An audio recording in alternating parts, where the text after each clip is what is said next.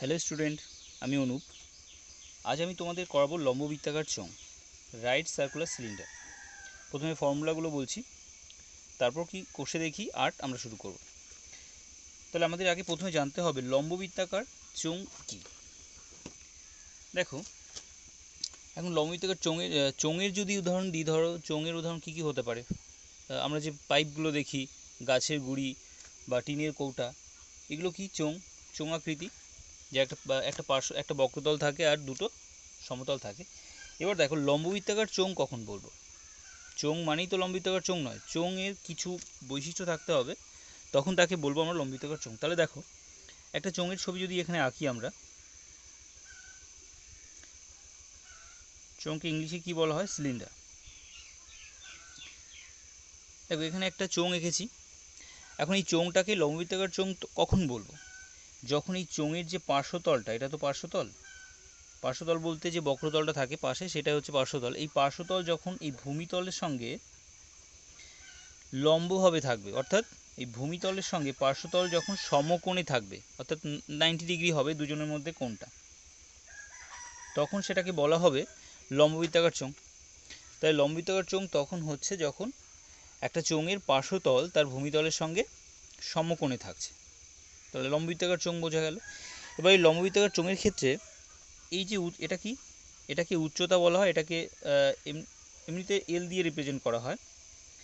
আর এখানে এই যে ভূমিতলটা কি দুটি বৃত্তাকার ক্ষেত্র থাকে ভূমিতলে, আর এই বৃত্তাকার ক্ষেত্র দুটি সমান পরিধি বিশিষ্ট হয়। তাহলে এখানে কি হবে?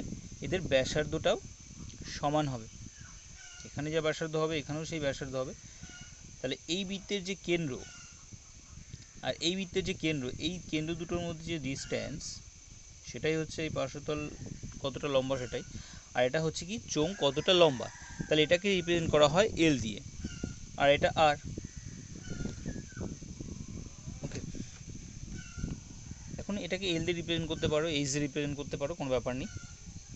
আর এখানে ব্যাসার্ধটা হচ্ছে আর, আমি এখানে এইচ দিয়ে রিপ্রেজেন্ট করলাম। ওকে, তাহলে আমাদের এখানে জানতে হবে লম্ববৃত্তাকার চোঙের কী কী জানতে হবে। আয়তন, মানে কতটা জায়গা জুড়ে আছে সেটা। আর কি পার্শ্বতলের ক্ষেত্রফল, মানে শুধু পার্শ্বতলের ক্ষেত্রফল, মানে যে বক্রতলটা আছে সেই বক্রতলটার ক্ষেত্রফল। আরেকটা কি সমগ্রতলের ক্ষেত্রফল। তাহলে সমগ্রতলের ক্ষেত্রফল, পার্শ্বতলের ক্ষেত্রফল আর আয়তন। তাহলে প্রথমে লম্ববৃত্তাকার চোঙের পার্শ্বতলের ক্ষেত্রফল আমরা দেখব। পার্শ্বতলের ক্ষেত্রফল বলতে শুধু বক্রতলের ক্ষেত্রফল। তাহলে পার্শ্বতলের ক্ষেত্রফলটা কি হচ্ছে?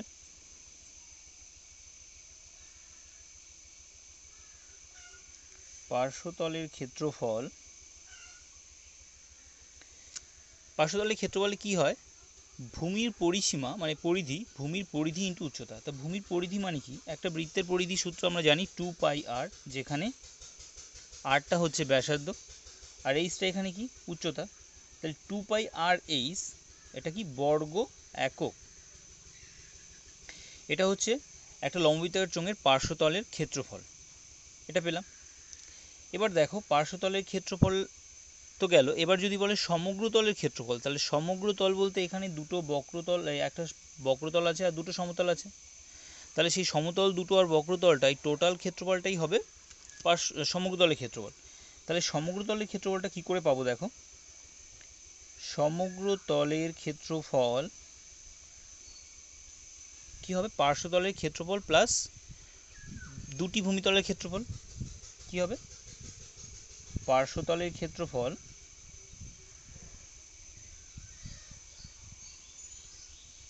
প্লাস দুটি ভূমিতলের ক্ষেত্রফল। এটা কি যদি নিরেট চোঙ হয়, দুটি ভূমিতলের ক্ষেত্রফল।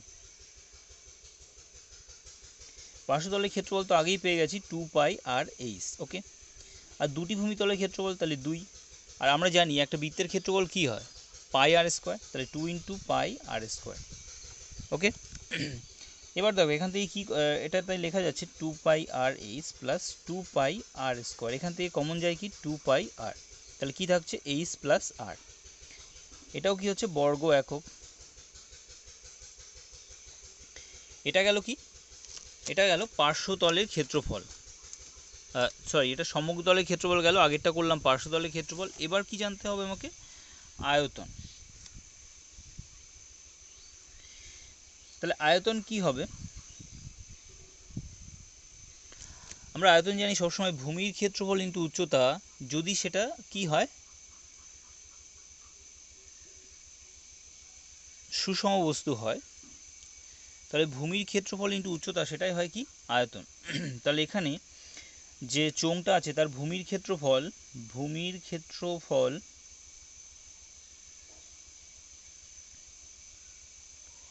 গুণ উচ্চতা যদি করা হয়, তো সেটাই হবে কি? ভূমির ক্ষেত্রফল গুণ উচ্চতা, সেটাই হচ্ছে চোঙের আয়তন। তাহলে ভূমির ক্ষেত্রফল কি হচ্ছে? পাই আর স্কোয়ার, আরটা যেখানে হচ্ছে ভূমির ব্যাসার্ধ, আর উচ্চতার এইচ, তাহলে কি হয়ে গেল? পাই আর স্কোয়ার এইচ। এটাই ঘন একক,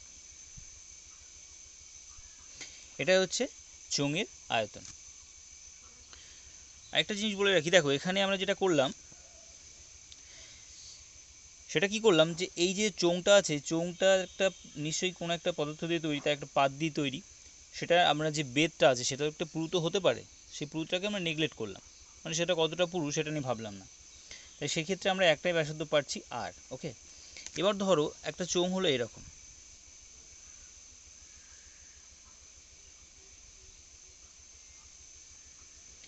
এরকম যদি চোঙটা হয়, দেখো এটা অনেকটা পুরুটা না, পুরু তো, তাহলে দেখো এর ভেতরে একটা ব্যাসার্ধ পাওয়ার কথা না, ভেতরে একটা ব্যাসার্ধ হবে, সেটাকে আমরা আর1 ধরবো, আর বাইরের একটা ব্যাসার্ধ মানে সেন্টার থেকে বাইরে এই অবধি একটা দূরত্ব, পরিধির একটা দূরত্ব থাকবে, সেটা আর2 ধরতে হবে।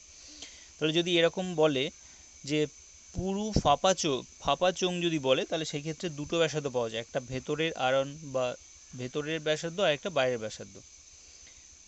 আমরা যখন কোষে দেখি অঙ্কগুলো করব, তখন আমরা এরকম অনেক প্রবলেম পাবো, তখন আমরা আরও বলবো। ভিডিওগুলি থেকে যদি তোমাদের একটু উপকার হয়, তাহলে ভিডিওটাকে অবশ্যই লাইক করো, চ্যানেলটাকে একটা সাবস্ক্রাইব করো, আর ভিডিওটাকে তোমাদের বন্ধুদের মধ্যে শেয়ার করো বেশি বেশি করে, একটু সাপোর্ট দিও। তাহলে এখন কোষে দেখি 8 শুরু করা যাক। এখানে 1 2 দাগ আমি বললাম না কিছু। এখানে বলছে দেখো, আমার বাড়ির 5টি ঘনবস্তুর নাম লিখি যাদের আকার লম্ব বৃত্তাকার চোঙ। তাহলে কী হবে? আমরা কী বলতে পারি? চিনির কৌটো বলতে পারি, জলের গ্লাসগুলো বলতে পারি, তারপর কি বলতে পারি? গাছের গুঁড়ি যেটা দেখতে পাই আমরা, কলের পাইপ যেটা আছে, এরকম বিভিন্ন বস্তু তোমাদের আশেপাশে যেগুলো দেখছো সেগুলো তো সবই লম্ব বৃত্তাকার চোঙ। এবার তাহলে আমরা অঙ্কে আসি। দেখো 3 দাগ কী বলছে? স্টিলের পাতলা চাদর দিয়ে তৈরি ঢাকনা সমেত একটি ড্রামের ব্যাসের দৈর্ঘ্য 28 সেমি। ড্রামটি তৈরি করতে এত বর্গ সেমি চাদর লাগে, তবে ড্রামটির উচ্চতা হিসাব করি। এখানে দেখো ড্রামটি ফাঁপা হলেও ড্রামের পার্শ্বতল তৈরি করতে টিন লেগেছিল, আবার উপরে ঢাকনার নিচের তলাটা সেটা তৈরি করতেও টিন লেগেছে। তার মানে এখানে সমগ্র তলের ক্ষেত্রফল দেওয়া আছে। সমগ্র তলের ক্ষেত্রফল কত? 1816। কেন? কারণ চোঙটি তৈরি করতে টোটাল 1816 বর্গ সেমি কী লেগেছে? স্টিলের পাতলা চাদর লেগেছে, তাই তো? তাহলে 1816টাই হচ্ছে ওই লম্ববৃত্তাকার চোঙের সমগ্র তলের ক্ষেত্রফল। আমাকে এখানে বের করতে হবে কি? উচ্চতা। দেখো এখানে ব্যাসের দৈর্ঘ্য দেওয়া আছে, তাহলে ব্যাসার্ধ তো পেয়ে যাবো এখান থেকে, তাহলে আমাকে বের করতে হবে উচ্চতা। দেখো এখানে উচ্চতাকে ধরে নিলাম এইচ, আর ব্যাসার্ধ কত দেওয়া আছে? দেখো ব্যাস দেওয়া আছে 28 সেমি, তাহলে ব্যাসার্ধ কত হবে? 14 সেমি, তাই তো? তাই লম্ববৃত্তাকার চোঙটার ভূমিতলের ব্যাসার্ধের দৈর্ঘ্য দেওয়া আছে, আর উচ্চতা বের করতে হবে। তাহলে ধরে নেব যে ড্রামটির উচ্চতা, মনে করি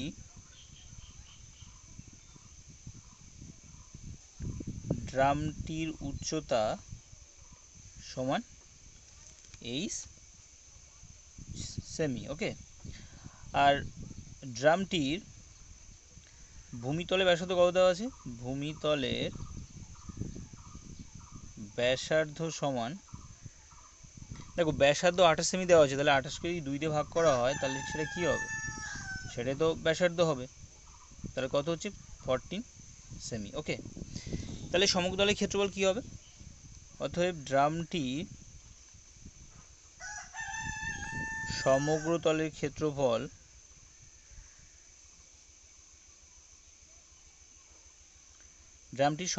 ক্ষেত্রফল সমান হচ্ছে কি? আমরা কি পড়েছিলাম? সমগ্রতলের ক্ষেত্রফলের সূত্র কি পড়েছিলাম মনে আছে? তাহলে সমগ্রতলের ক্ষেত্রফল কি? 2 পাই আর ইন্টু আর প্লাস এইচ এত বর্গ একক। এবার মানগুলো বসিয়ে দাও, 2 এর জায়গায় 2, আর কত পেয়েছিলাম 14, আর কত পেয়েছি 14, আর এইচ তো জানি না, এইচটাকে বের করতে হবে, এত বর্গ সেমি। এবার দেখো এটা হচ্ছে একটা ড্রামের সমগ্রতলের ক্ষেত্রফল এটা, কিন্তু সেটা তো দেওয়া আছে কত 1816। তাহলে প্রশ্ন অনুসারে কি লিখব? প্রশ্ন অনুসারে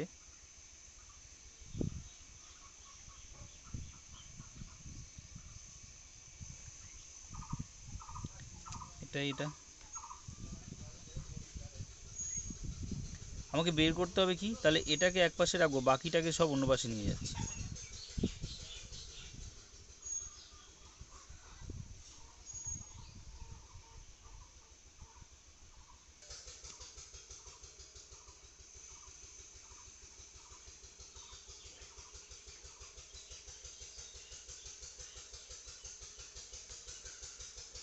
তাহলে এইচ এর মান কত বেরোলো 18,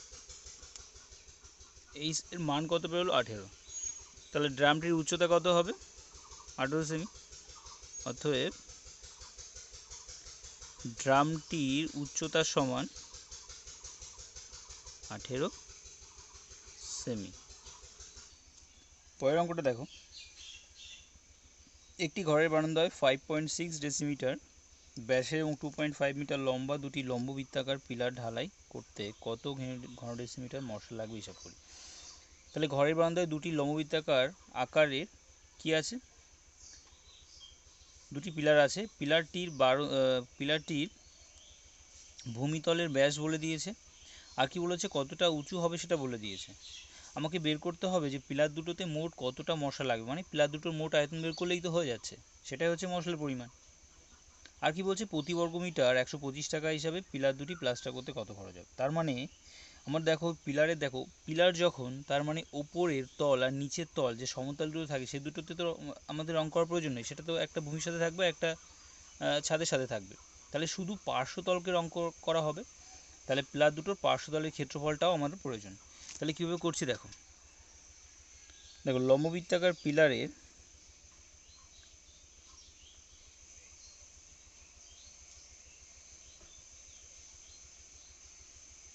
ভূমিতলের ব্যাসার্ধ,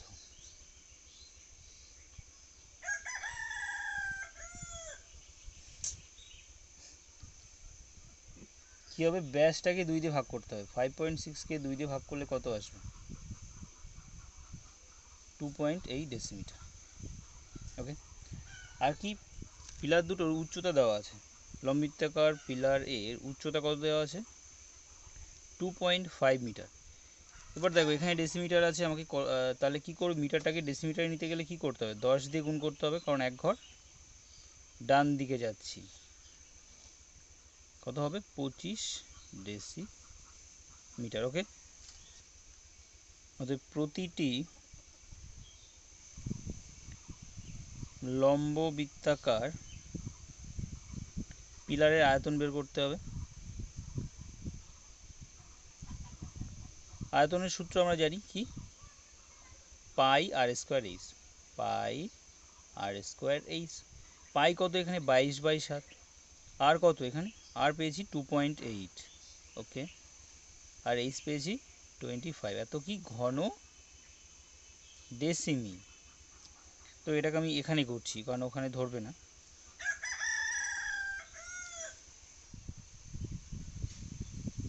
2.8কে স্কোয়ার করা হচ্ছে 2.8 ইন্টু 2.8 লেখা যায়, আর দিয়ে থাকছে 25। এবার দেখো এই দশমিকটাকে দুটো তুললে নিচে 10 দিয়ে গুণ করতে হবে, 7 দিয়ে কাটা যাচ্ছে 4 হচ্ছে, 5 দিয়ে কাটো 2, 5 দিয়ে কাটো 5, ওকে, 2 দিয়ে কাটলে 2 হচ্ছে,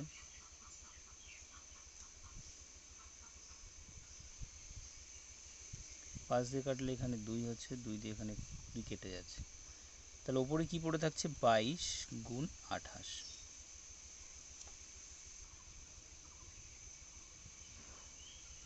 616 ঘন সেমি।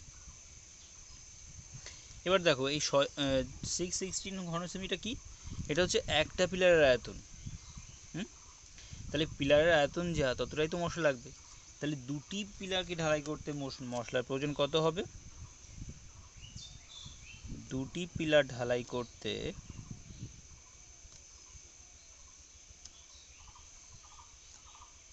মশলা প্রয়োজন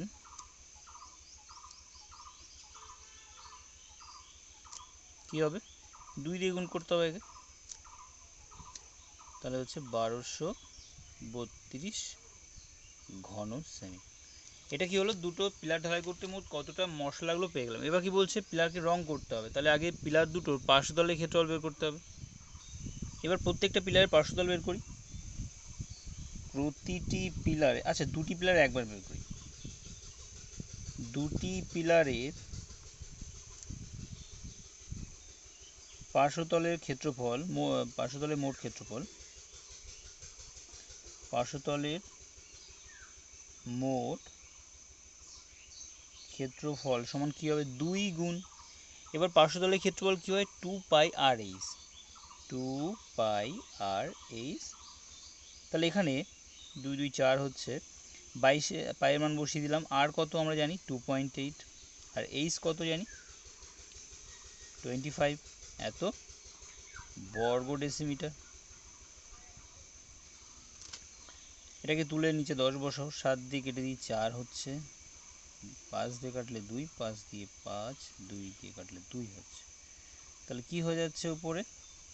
4 গুণ 22 গুণ 10, অর্থাৎ 8 শূন্য বর্গ ডেসিমিটার হলো কি দুটি পিলারের মোট পার্শ্বতলের ক্ষেত্রফল। এবার প্রতি বর্গ ডেসিমিটার কত টাকা বলেছে? প্রতি বর্গ ডেসিমিটারের খরচ হচ্ছে, প্রতি বর্গ মিটারে খরচ হচ্ছে 125 টাকা। তাহলে এটাকে বর্গ মিটারে নিতে হবে। এবার বলছি প্রতি বর্গ মিটার 125 টাকা হিসেবে কত খরচ হবে? তাহলে বর্গ ডেসিমিটার থেকে আমাকে বর্গ মিটারে যেতে হবে, মানে কি 100 দিয়ে ভাগ করে দিতে হবে। তাহলে 880কে যদি 100 দিয়ে ভাগ করা হয় এত কি বর্গ মিটার, অর্থাৎ 8.8 মিটার হলো, 8 বর্গ মিটার, সরি বর্গ মিটার। তাহলে 125 টাকা হিসাবে, প্রতি বর্গ মিটার 125 টাকা হিসাবে পিলার দুটি রং করতে খরচ হবে। কি লিখব? প্রতি বর্গ মিটার 125 টাকা হিসাবে পিলার দুটি রং করতে খরচ কি হবে? 125 গুণ 8.8 টাকা, তাই গুণ করলে হয়ে যাবে 1100 টাকা।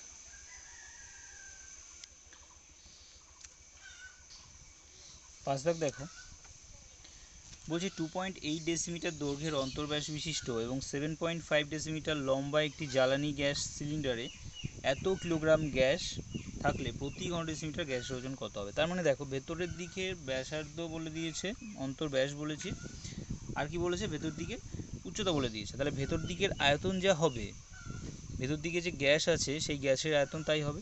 আর ততটা গ্যাসের আয়তন যদি এত হয় তাহলে প্রতি ঘন ডেসিমিটার গ্যাসের ওজন কত হবে? তাহলে প্রথমে আমার যে জ্বালানি সিলিন্ডারটা আছে সেই সিলিন্ডারের ভেতরে আয়তন বের করতে হবে। তাহলে কী লিখবো? তাহলে সিলিন্ডারের ভেতরে আয়তন বের করতে হবে, সেটা হচ্ছে গ্যাসের আয়তন, গ্যাসের মোট আয়তন। সিলিন্ডারের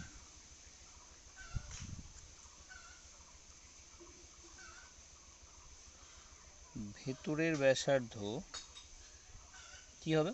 ব্যাস দেওয়া আছে কত? ব্যাস দেওয়া আছে 2.8, তাকে 2 দিয়ে ভাগ করতে হবে, 2.8/2 ডেসিমিটার, ওকে, সমান 1.4 ডেসিমিটার, ওকে। আর ভেতর দিকে উচ্চতা কত দেওয়া আছে? 7.5 ডেসিমিটার। সিলিন্ডারের ভেতরের উচ্চতা 7.5 ডেসিমিটার, ওকে। তাহলে সিলিন্ডারের ভেতরে আয়তনটা বের করে ফেলি। অর্থাৎ সিলিন্ডারের ভেতরের আয়তন সমান কত হবে? আমরা জানি পাই আর স্কোয়ার এইচ এত হয়। পাই কত এখানে? পাই তো 22/7ই হবে। আর কি আছে? আর আছে 1.4, 1.4 স্কোয়ার, আর এইচ আছে 7.5 ঘন ডেসিমিটার। তাহলে ভেঙে দাও, 22/7 গুণ এটা 1.4 গুণ 1.4 লেখা যায় ইন্টু 7.5। এখানে কী করবো, দশমিকগুলো তুলে দেওয়ার জন্য একটা করে 10 10 আসবে। ওকে, 7 দিয়ে এটাকে কাটলে হবে 2, 5 দিয়ে কাটলে হয় 15, 5 দিয়ে কাটলে 2 হয়, 5 দিয়ে এখানে কাটলে 2 হবে, এখানে হবে 3, আর কি কাটা যাবে? 2 2 কেটে দিলাম, এই 2 দিয়ে কাটলে হবে 11। তাহলে উপরে কি থাকছে? 11 গুণ 14 গুণ 3। ওকে, আর নিচে থাকছে 10। গুণ করে দেখি কত হয়, ঘন ডেসিমিটার। এবার কি বলছে দেখো, তাহলে এই 462 ঘন ডেসিমিটার যে গ্যাস ছিল, সেই গ্যাসের ওজন কত? 15.015 কিলোগ্রাম। তাহলে প্রতি ঘন ডেসিমিটার গ্যাসের ওজন কত হবে? তাহলে কি লিখবো এখানে? প্রতি ঘন ডেসিমিটার গ্যাসের ওজন সমান 15.015 বাই 462 কিলোগ্রাম। কত আসবে এটা? 0.325 কিলোগ্রাম। এটাকে যদি 1000 দিয়ে গুণ করা হয় তাহলে এটা কিসে চলে আসবে? গ্রামে। তখন কি হবে? 325 গ্রাম। তাহলে কি হচ্ছে? প্রতি ঘন ডেসিমিটার গ্যাসের ওজন হচ্ছে 325 গ্রাম। ভিডিওটি যদি ভালো লেগে থাকে, অর্থাৎ তোমাদের যদি একটু উপকার হয়ে থাকে, তাহলে ভিডিওটি একটা লাইক করো, চ্যানেলটাকে সাবস্ক্রাইব করো, আর বেশি বেশি করে শেয়ার করো। Thank you.